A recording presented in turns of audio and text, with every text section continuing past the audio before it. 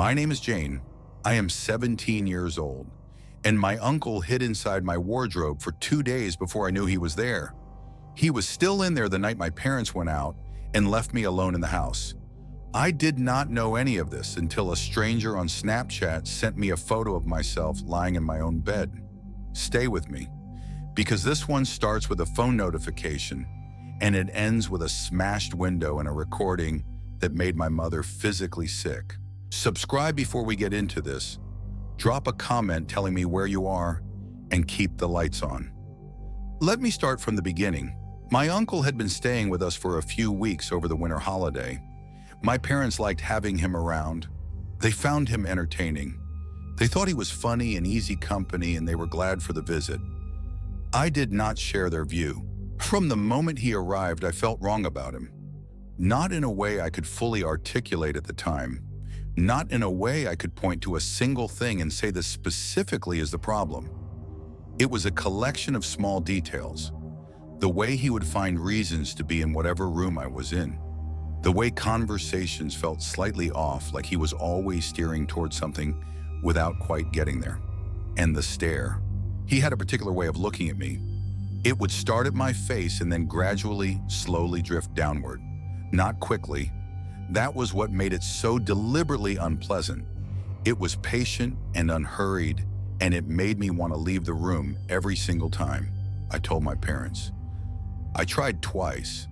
The first time, my dad laughed and said I was probably misreading it. The second time, my mom said he was probably just zoning out and not aware of where he was looking. I stopped trying after that. Then one morning, he was gone. He left a note saying he had to rush out somewhere. My parents accepted that without much question. I felt the tension in my shoulders ease for the first time in weeks. That evening, my parents went out for a few hours and left me home alone. Normal arrangement. I was 17. I had been home alone plenty of times. I went upstairs, got into bed, pulled up something on my phone to watch, and settled in. About an hour into the evening, I got a Snapchat ad request from an account I did not recognize. I accepted it. The account sent a message immediately. It said, "You look really sad." I stopped scrolling and looked at that for a second. It was an odd thing for someone to open with. I had not sent any snaps. They had not seen me. I typed back something like, "Thanks, how would you know?" and set the phone down. A snap came through from the account a few seconds later. I opened it. It was a photo of me, lying in my bed, staring at my phone, taken from the direction of my wardrobe, with a flash. I did not move for what felt like a very long time. Then I said quietly, "Who is there?" No response from the other side of the room. Just the sound of the house settling and the faint noise from whatever I had been watching, still going on my phone, suddenly very loud. I said Dad. I said Mom. I said their names into the air of my bedroom, knowing they were not home. The wardrobe door began to move. Not fast, not all at once. Slowly, a centimeter at a time. The way a door moves when someone behind it is trying to control the sound of it opening. And then the gap was wide enough that I could see the outline of a face in the darkness inside. My uncle smiled at me. He said my name the way someone says a word they have been holding in their mouth for a long time. He stepped out of the wardrobe, slowly, stretching as he came, like someone who had been in a confined space for a long time and was finally free to stand at full height. He let his phone drop to the floor. He said he had been waiting for 2 days. I want to stop on that sentence because it deserves to land fully. 2 days. He had been in my wardrobe for 2 full days. He had watched me sleep 2 nights in a row.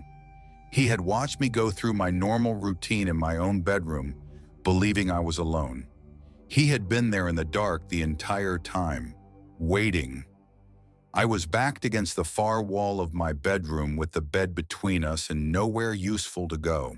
I did the only thing I could think of. I held up my phone and started recording a voice message. Not to anyone, just recording. Getting his voice, getting the room, whatever might be useful later. He talked. He told me how long he had been there, He told me why. His voice was calm and certain in a way that was more frightening than shouting would have been. Like someone describing a plan they had already finished making. I was at the end of the bed. I had to stand up to move any further from him. The moment I came out from behind the covers, I had no barrier left.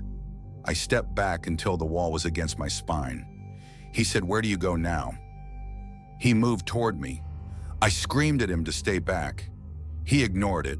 He reached the bed and climbed across it toward me, slowly, deliberately, not rushing. Then downstairs, I heard the front door. I screamed with everything I had.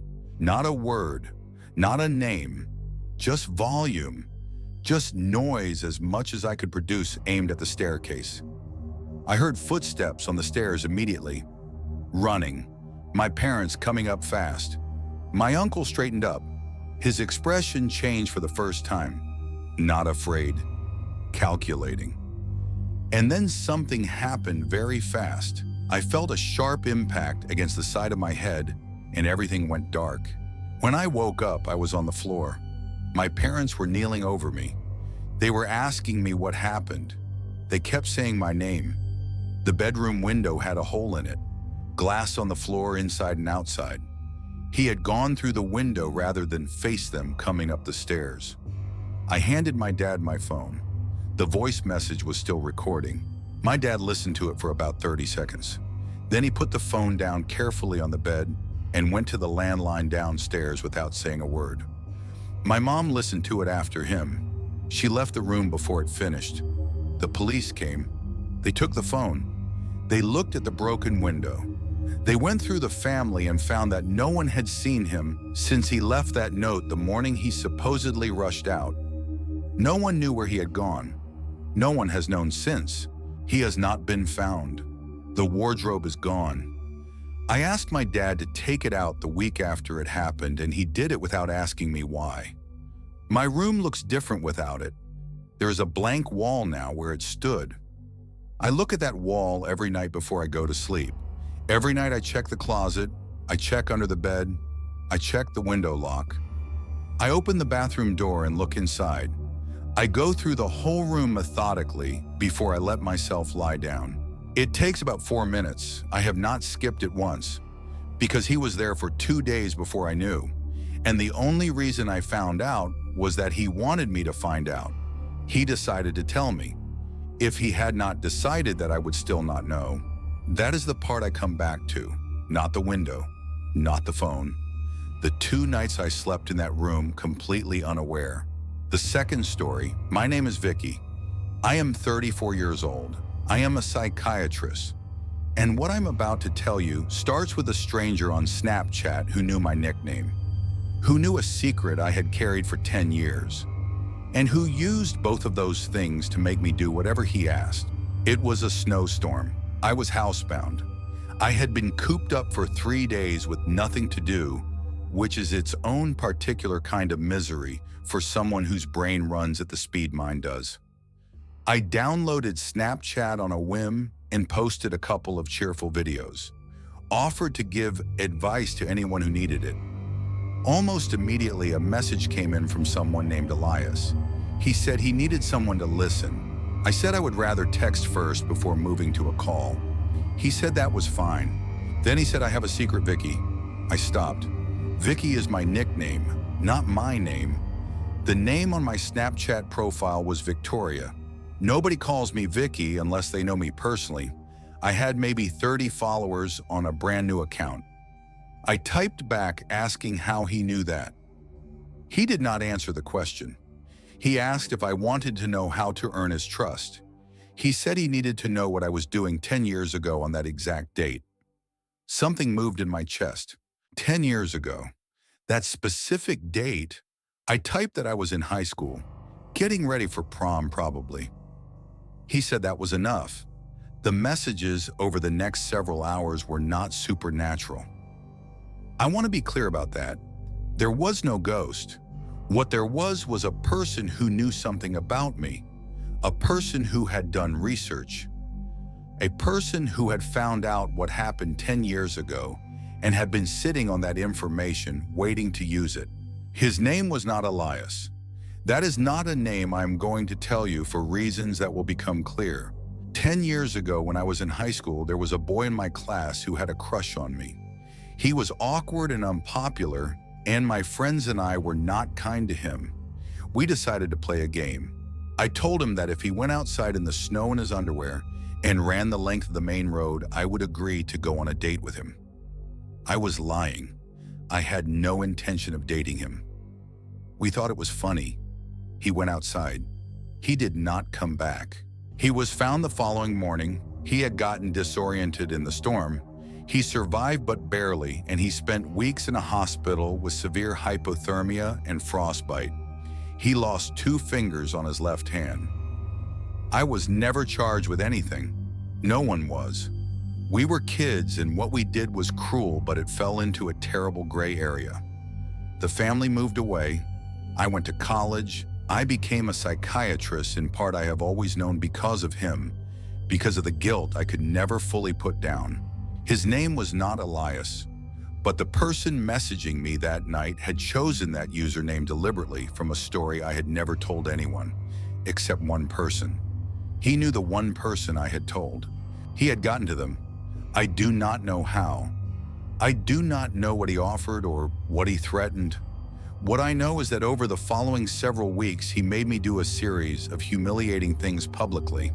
Small things at first, embarrassing posts, staged incidents, nothing illegal, nothing dangerous, but deeply specifically humiliating. I did all of them, because if I did not, he was going to send what he knew about that winter night to the medical licensing board and to every major publication he could reach.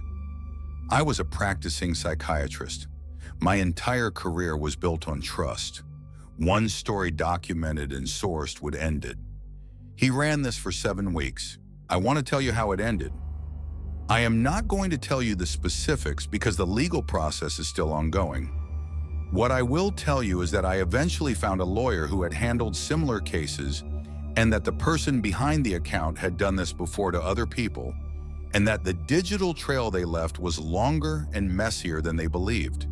The account is inactive now, but the 7 weeks happened. The things he made me do happened, and the thing that sits with me most is not the coercion itself.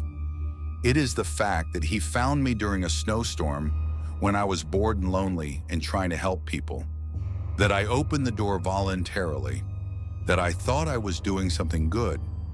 I became a psychiatrist to make up for something I did when I was young. Someone found that and turned it into a key. I think about that a lot. The third story, my name is Claire.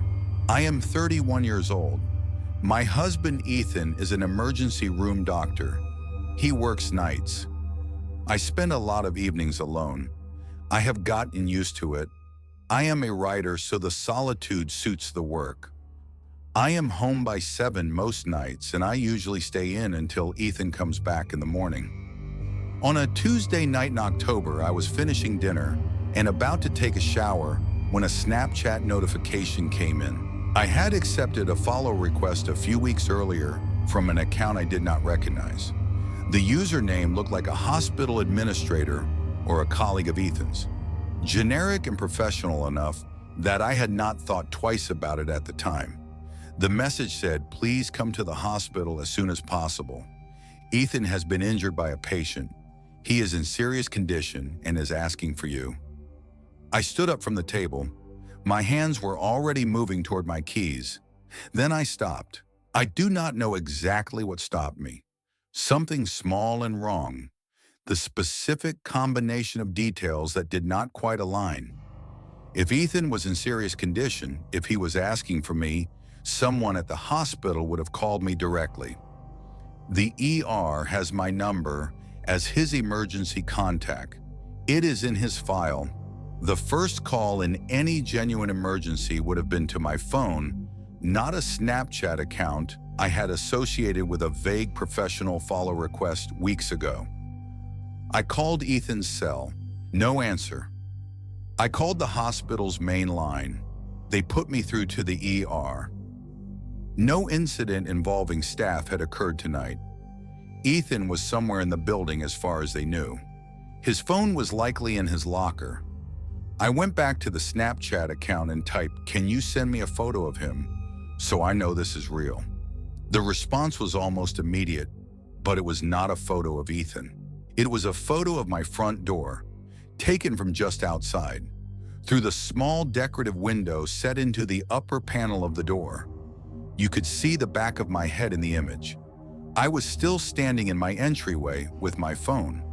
Someone was outside my door right now, taking photos of me through the window. I moved away from the entryway without turning my back to the door, into the dining room, low and fast. I called 911 while I was moving and whispered my address and what was happening. Then the lights went out. A second after the lights went out, I heard the front windows break, then the back window, both at once. The sound of coordinated entry. More than one person. I went under the dining table. The tablecloth reached almost to the floor. It was the only cover in the room. Then I heard them inside the house. Multiple sets of footsteps, moving separately, room to room. They were splitting up, covering the exits. They were doing this in a way that was organized and practiced, not frantic.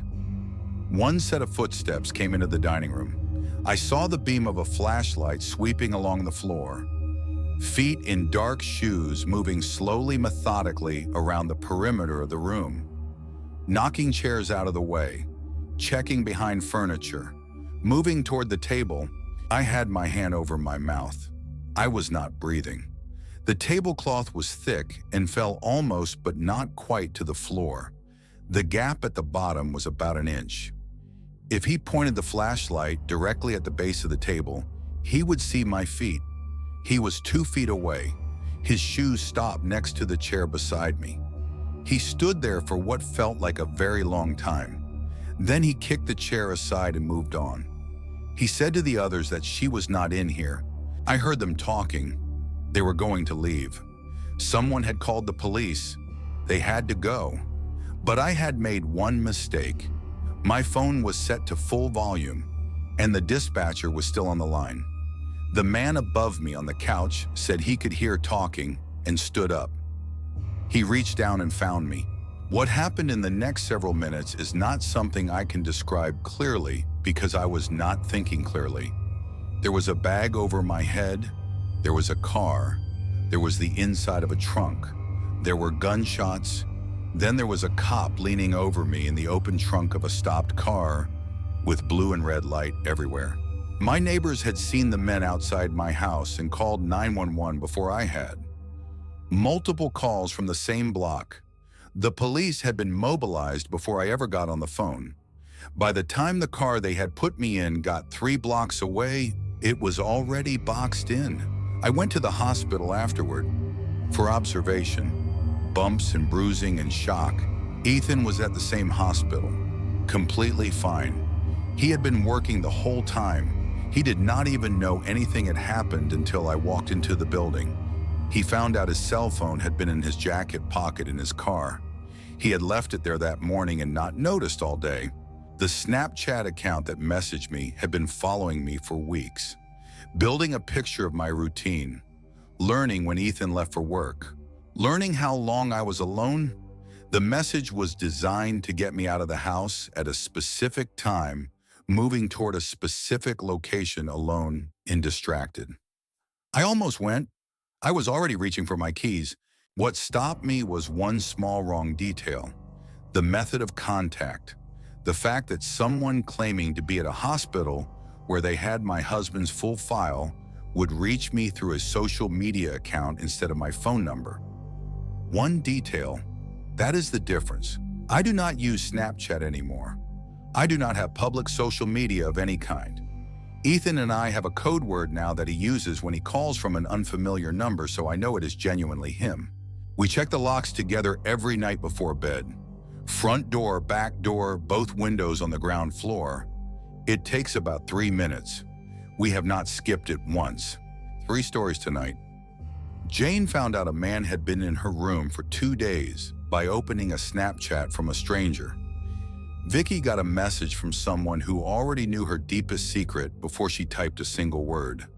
And I was standing at my own front door with my keys in my hand before one small, wrong detail made me stop and think. The common thread is not the platform. The platform changes. The method changes. The common thread is patience. Every person behind these situations was patient. They watched first. They learned first. They waited until the moment felt right, and then they acted. Jane's uncle waited 2 days in a confined space in complete silence. The man who contacted Vicky spent weeks researching her before he ever sent the first message. The people who came to my house had been following my routine long enough to know exactly when I would be alone and what message would get me moving. Patience is the thing you cannot always detect. It leaves no trace until it is already too late to do anything about it.